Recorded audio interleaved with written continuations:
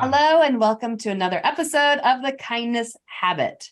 Today, we are seeing way more stress, anxiety, loneliness, suicide, depression. And our next guest is going to help us get in the right mindset when we're at work and also with our loved ones and people in public. We can come in a different place and really have more compassion and kindness.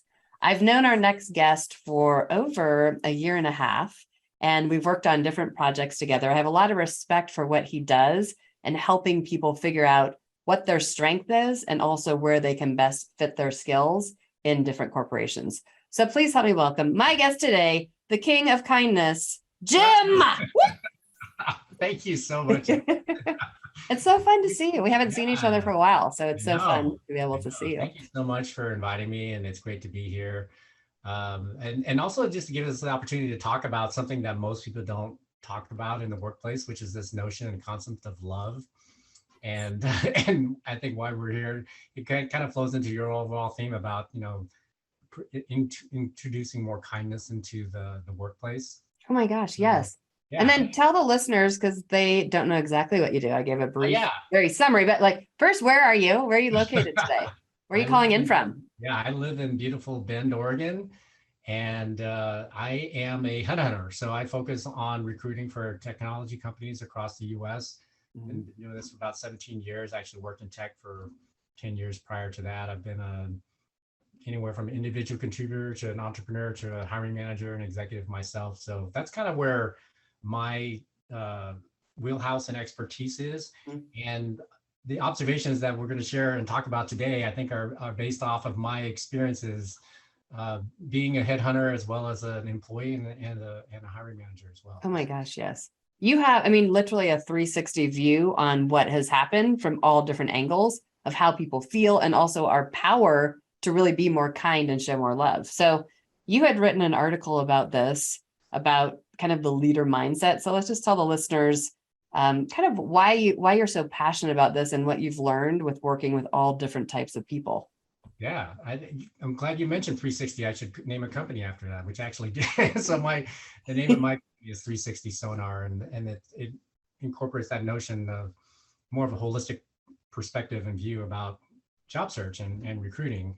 And I did publish an article a couple months ago on my LinkedIn profile um, about leading with love Mhm. rather than with fear. And it was all based on a real life experience that I had with a client uh, a few years ago. I was working on an executive level role there, and I was pitching my services along with a couple, against a couple of other firms. And the final decision, I think, was based off of the founder and CEO asking me this kind of rhetorical question about, he had mentioned that this is probably a decision that was a long time coming because he had been delaying this leadership change in his organization because he was afraid that, how would the rest of the organization take it if Mhm. this person was replaced? How would the team take it? Because this is, replacing the leadership for their entire technology organization. Mhm. How would the rest of the organization take it, and how would um, the rest of the leadership team take this? And basically, there was just a lot of fear that kept him Mhm. and the rest of the leadership team from making this very, in my mind, it was a critical change that needed to be made. And so I asked him to answer his question. I asked him this, my rhetorical question in response, which was, how do you normally manage your life Mhm. in your day-to-day personal life? Do you typically tend to lead with fear or with love? Mhm. And I didn't expect him to receive it very well, but he smiled at me and says, thank you so much. And it kind of, I think, lit a light bulb in his brain about how to approach management and this notion of love. And we're talking about love in the general sense, not romantic love. Right. You don't hear about love in the business and the corporate workplace very often. And Mhm. I think it's very important because when you come from a place of love, great things can happen. Mhm. And when you tend to manage by fear, let's just say, your employees are afraid to be late for work and what the consequences of that might be versus you don't want to be late, but you trust and respect your employees, that they will honor their time and contributions to the organization. And if somebody's even 5 or 10 minutes late, you're not going to come down on them. They have their reasons, Mhm. but they're still going to contribute to the organization. And that's a totally different dynamic when you, when you, Oh my gosh, yes. yeah. So when you build a culture within a company of love, what does that mean? That means you have a culture of respect. It means Oh you my have a gosh, culture yes. of good communication. That means you have a culture of kindness.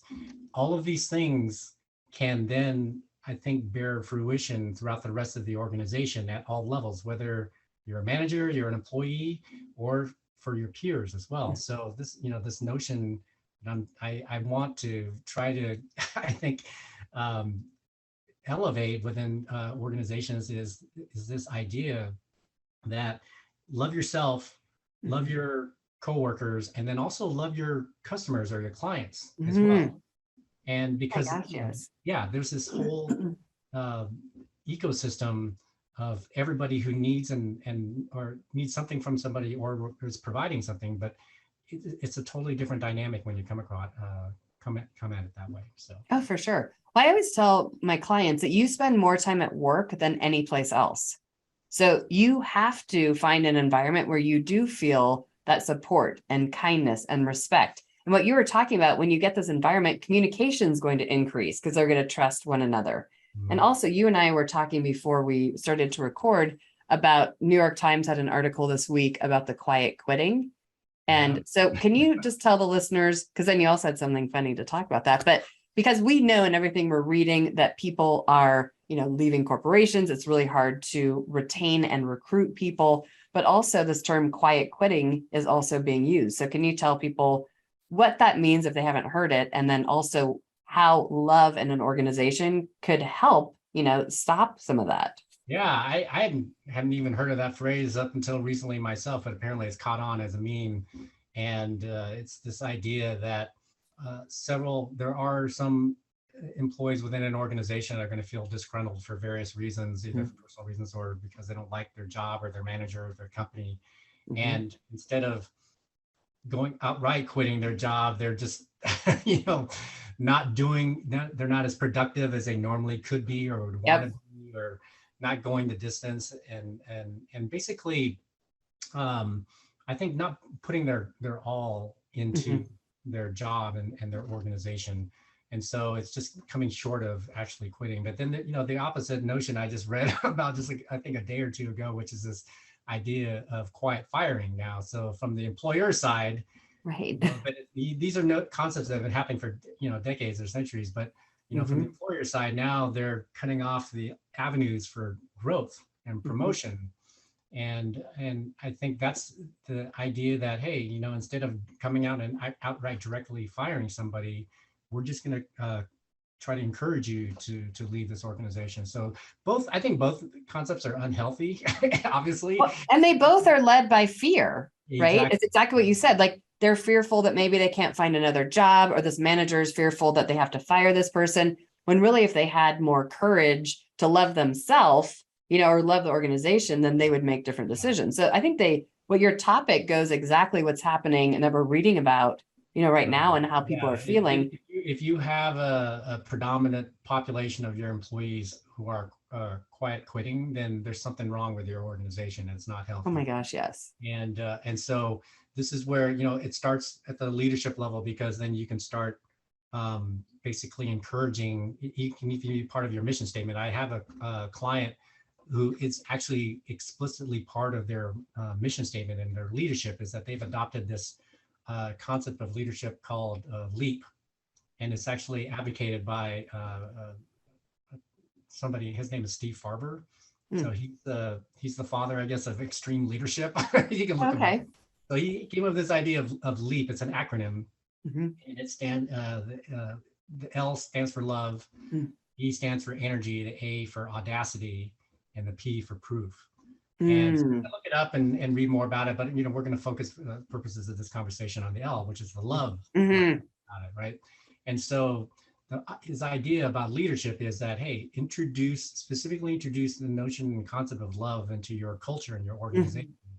Just as we're talking about, if Mhm. you start with that, you hire and attract talent that buy in and are in alignment with that Yes. as well, then eventually over time, the majority of your organization is going to be in alignment with this idea. It's like, hey, I'm going to embrace this idea of loving myself and my coworkers and my managers.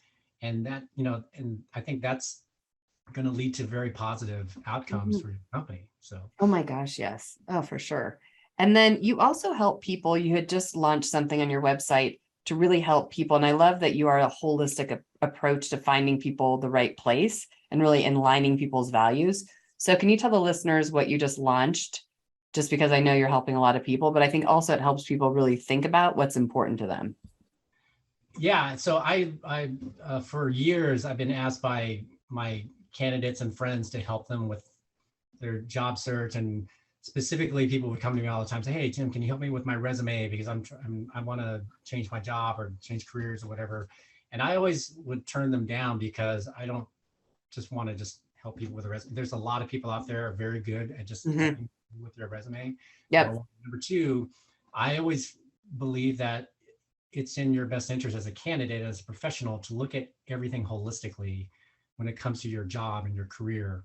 So most people, by the time they get to the point where they're quitting or quitting their job outright, most people are thinking about it in a very tactical way, which is, how do I get my next job? How do I get out of this bad situation I'm in right now?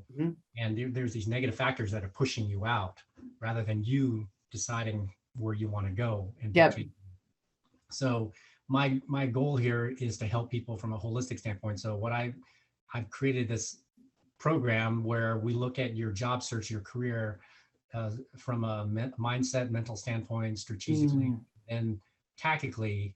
How does that manifest itself when it actually comes to going out, interviewing, looking for jobs, networking, et cetera? So I put this program together called Periscope, and it's on my site, and it's for professionals who really want to invest in their career and serious step into understanding.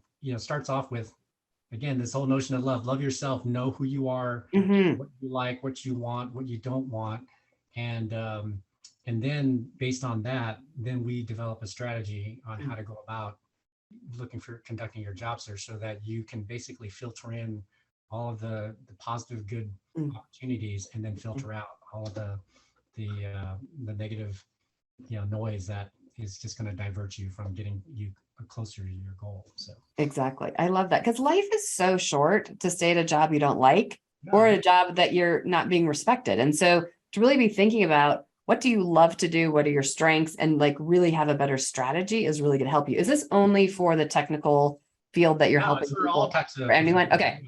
And then, or primarily, for like senior level folks, it's like somebody who just got out of college, more than likely you're not going to benefit as much from it. Yep. As someone who's been in the, you've been a professional for at least 10 years or more, but okay. That's the idea here. And I'm going to write another article. I'm working on it still about this concept, this notion of finding the signal and filtering out the noise. And it's kind of like a tangential topic about this, is where I feel when there's a lot of anxiety and negative energy in our lives and in our workplaces, I believe it's because we're lost in many ways, and we're allowing a lot of noise to come into our lives and our workplaces. And the goal here is to get into a place where you know who you are, what you want, so stay focused, and then everything that is outside of that focus is just noise to you. Metaphor I have is like, if you decide you want to go on, we were talking earlier about road trips, and I do a lot of road trips. Right. This is this notion that if you decide you want to go on a road trip, and you just grab your keys and a bag and you get in your car and you just drive, that's what a lot of people do with their careers. They get in the car and they drive without a destination. And what I do is I help you figure out, okay, well, let's figure out a destination. Do you want more than just to go to the West Coast or to California? But let's figure out a specific place based on your requirements and what you're looking for, so that when you get into embark on that road trip and you have a true destination, you can actually plan for it. Oh my gosh, yes. And something that makes you extra happy. Right. Like your Porsches. So Yeah. Jim goes on road trips to Porsches in his Porsche. Yeah. When you do reach your destination, you've achieved that. Or if you're off course or you get a flat, whatever, it's all relative to knowing what it is you want. Then you can make course corrections along the way. But if you don't have that destination in mind, how do you know if you're getting closer or farther away from your? Exactly. Oh my gosh. I love this. Well, with my kindness scorecard, we talk about different areas. And it really starts with yourself, which is number one on my scorecard. But also I have team members on a scorecard, as well as boss on a scorecard. So really, if you have a more of a love mindset going into this, loving yourself, you don't have, like you said, loving your boss in an appropriate way, but just having more positive energy and living less out of fear, then the culture will start to change. And your life is short and you spend more time at work than ever. So I love what you do for individuals. I love your overall vision of what could be for companies. And then if people want to check out that link on your website, what is your website? It's 360sonar.com. So 360 SONAR. Awesome. Thank you. And then if you could give our listeners just one piece of advice in the next 30 days, what would you tell us all to do so we can start to shift the way that we are thinking just a little bit? Yes. Call to action. I love it. So my call to action for everyone out there, and I try to practice this myself as well, is if you come into your workplace and your day-to-day giving others the benefit of the doubt, then that is an expression of love for them. And because, especially in the workplace, when things go sideways, the inclination is to start blaming others. Yep. Or casting aspersions. And when you give someone else or a group a benefit of the doubt, wait to hear, number one, what actually happened, get their side of the story, but also, time does some great things as well. And I think if you go into it with that kind of mindset, then I think more positive things can happen. And on top of that, you mentioned earlier, it's like, we don't know what's happening right with these other folks. And so give folks the benefit of the doubt. And I think your business world will be a lot better, and you'll also make other people's worlds a lot better as well. Oh my gosh, yes. Because it's all about relationships. So to have that grace with people and not assume, and build more trust is going to really shift your relationships. Yep, exactly. Yes. Well, thank you so much for making time. It was so fun to see you. Yeah, likewise. We all need more kindness and love in every area of our life. So I love that. Let's in the next 30 days, just change your mindset to really give people the benefit of the doubt, have more grace, and of course, always be kind to yourself. So thank you so much, Jim. Thank you so much, Allison. I appreciate it. See you. Yeah, take care.